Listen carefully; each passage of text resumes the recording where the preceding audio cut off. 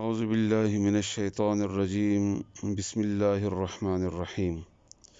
سورة بقرة آیت نمبر 204 او یایم بوایو ان شاء الله. الله تعالی دی وینا اوریدل او بیا دی الله تعالی دی عمل کولو توفیق راکړي. الله دی هغه عمل په خپل دربار کې قبول کړي. د سورة بقره د دې حصے کې د انفاق فی سبیل الله بحث او احکامات او ترغیبات د الله تعالی طرفنا د الله په لار کې مال ورکول یو عظیم عبادت ده. یو هغه مال دی چې فرضو کې راځي لکه زکات وغیرہ، او یو هغه چې هغه د فرضو نه علاوه حقونه دي د خپلوانو، دوستانو، مشرانو، کشرانو وغیرہ، او دین علاوه هم صدقې وغیرہ د الله په لار کې مال ورکول. دا هغه یو عبادت دی چې په دې سره مسلمانانو په خپل منځو کې مینه، محبت، ورورولي، عزیزداري همدغه رنګ د یو بل مشکل نه انسان خبر شي. الله تعالی په خپل عبادت کې بهترین خوښ عبادت دا دی چې ته د بل مسلمان په کار راشي، ته بل مسلمان مشکل آسان کې، بل مسلمان د پاره کار آسان کې، او پاغي کې انفاق فی سبیل الله یو غټه درجه ده. الله دې موږ تاسو ته هم توفیق راکړي. الله دې موږ ته د قرضونو نجات راکړي چې دغه کار موږ موکړل شو. اوس الله فرمایي دی اخیرنی آیات کې، یعنی آیت نمبر 204 او یم کې دا د دې مضمون اخیرنی آیت ته د انفاق فی سبیل الله. دین ورستو بیا یو بل موضوع راځي، او ان شاء الله سبانه شروع کوو چې هغه ته سود وایي. د سود چې کم ده دا د الله په لار کې مال خرج کولو ضد ده، ضد، یعنی د الله په لار کې مال خرج کولو کې تا ته دنیا هم برابرېږي، اخوت هم برابرېږي، مینه محبت هم راځي، رشتہ داری هم راځي، صله رحمي هم راځي، استادي، شاګردي، تعلق، مینه، دا ټول خوندونه دي د دنیا او د آخرت دواړو تا ته به ملاویږي د انفاق فی سبیل الله په نتیجه کې.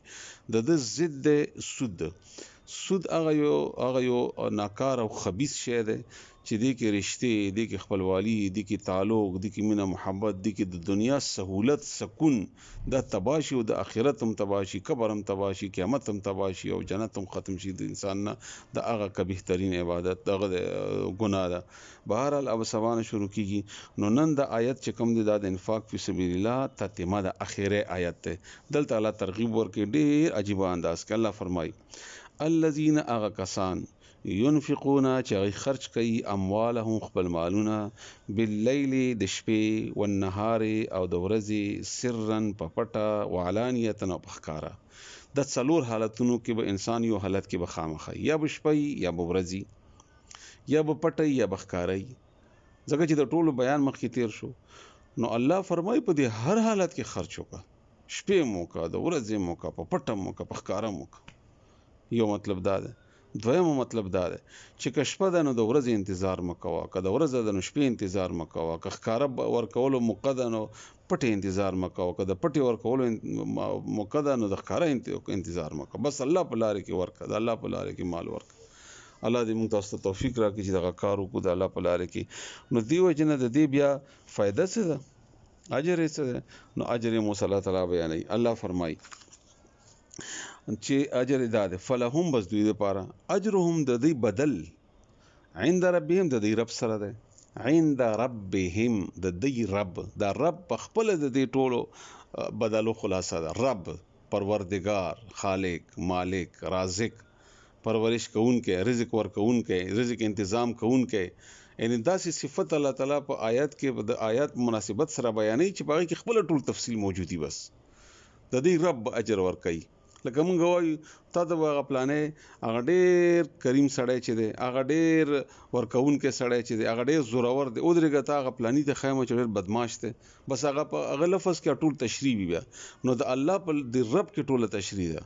خالق ته، مالک ته، رازق ته، پروردگار. رب معنی څه ده؟ پروردگار، پرورش کوونکی، انتظام کوونکی، رزق ورکوونکی، سہولیات ورکوونکی. او د الله تعالی د اسماء الحسنا هغه نوم دی د رب چې د کې په خپل د اسم اعظم دی، په خپل الله به تاسو اجر درکړي، او چې هغه تاسو رب دی، هغه به تاسو ضرورتونه، مشکلات او مسائل پوره کړي. نو یو خدا شو. بیا د اجر صورت بسوي، صورت بدای ولا خوف نبيري عليهم په دوی باندې، ولا هم يحزنون او نه بدای غمجني. خبره خوري راوړه د خوري تفصیل ده پدې کې، ماضی مستقبل. نه به پرستونی زندگی پښیمانه ای، نه به راتلونکي زندگی ته غمجنی دی. سبا به څه کېږي، څه به خورم، څنګه به کېږي، بچي به م څنګه کوي، زه به څنګه کوم، پلانې به څنګه کېږي، پلانې دا غمونه به نه وي. قبر کې به دا غم نه وي چې اوس به ما سره څه کېږي، څنګه حساب به کېږي، څنګه پوښتنه به کېږي. قیامت کې به دا غم ورسره نه وي چې څنګه حساب کتاب وي، څه به وي، څه به نه وي. دی به بېغمه باچا به وي، خوشحال او مطمئن به وي بیا، او روان به وي د جنت طرف ته. ځکه چې انفاق فی سبیل الله د الله په لاره کې د مال د الله رضا دپاره ورکړی دی. او په تېر شوي وخت به هم نه وي ښیمانه، دا مې څه غلطي وکړله، دا مې ولې داسې کړي دي، دا مې ولې مال نه دی ورکړی، کاشکې چې ما مال ورکړی وی. او دا پریشانی به هم دا غم به هم دې سره نه وي. او یا په نورو عبادتونو کې یا په نورو شیانو کې به هم الله تعالی دې ته کمی نه ورکوي. دا دومره عظیم عبادت دی. الله دې موږ تاسو توفیق راکړي. الله دې موږ هم د قرضو د دې مشکلاتو نه خلاص کړي. تاسو معنا زده کوئ اوس. الذین هغه کسان ینفقون چې خرج کوي اموالهم مالونه خپل باللیل د شپې والنهار او د ورځې سرا په پټه وعلانیتا او په ښکاره فلهم بس دوی دپاره اجرهم د دوی اجر دی د دوی بدله ده عند ربهم د دوی رب سره رب پروردگار ولا خوف او نه به یروي علیهم په دوی باندې ولا هم او نه به دوی یحزنون غمجن وي. الله دې موږ تاسو هم د خوف